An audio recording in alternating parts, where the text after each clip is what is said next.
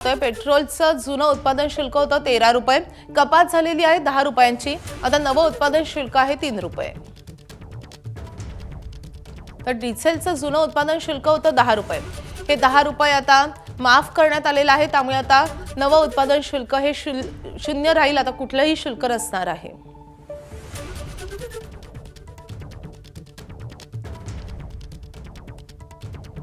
तर आता हे उत्पादन शुल्क घटवल्याचा परिणाम काय होणार आहे? तर सामान्य लोकांवरचे तेल दरवाढीवरचं संकट आता टळलेलं आहे। त्यासोबतच सरकारी कंपन्यांना अटळ होऊ पाहणारी तेल दरवाढ आता टळलेली आहे। महागलेल्या कच्च्या तेलामुळे सरकारी कंपन्यांवरचा बोजा आता कमी होईल।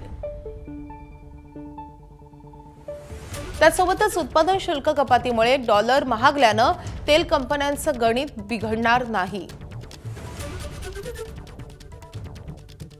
महागाई निर्देशांक यामुळे नियंत्रणात राहू शकेल। सरकारचं मात्र उत्पन्न यामुळे घटू शकतं आणि त्यामुळे महसुली तूट वाढेल।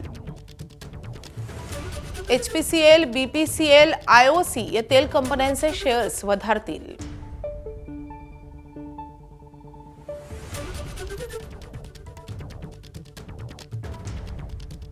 तर पेट्रोलची एकूण किंमत कशी आकारली जाते हे आपण ग्राफिक्सद्वारे पाहतोय। पेट्रोलचा मूळ दर आहे 61 रुपया 91 पैसे।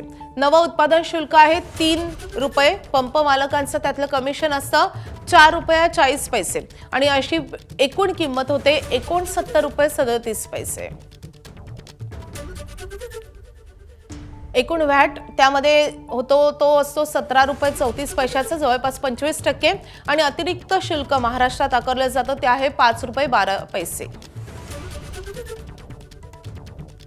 पंप मालकांच्या कमिशनवरचा व्हॅट आहे 1 रुपया 10 पैसे आणि अशा रीतीनं आपल्याला पेट्रोल मिळतं ते 92 रुपये 22 पैशांनी, सरासरी 93 रुपयांनी।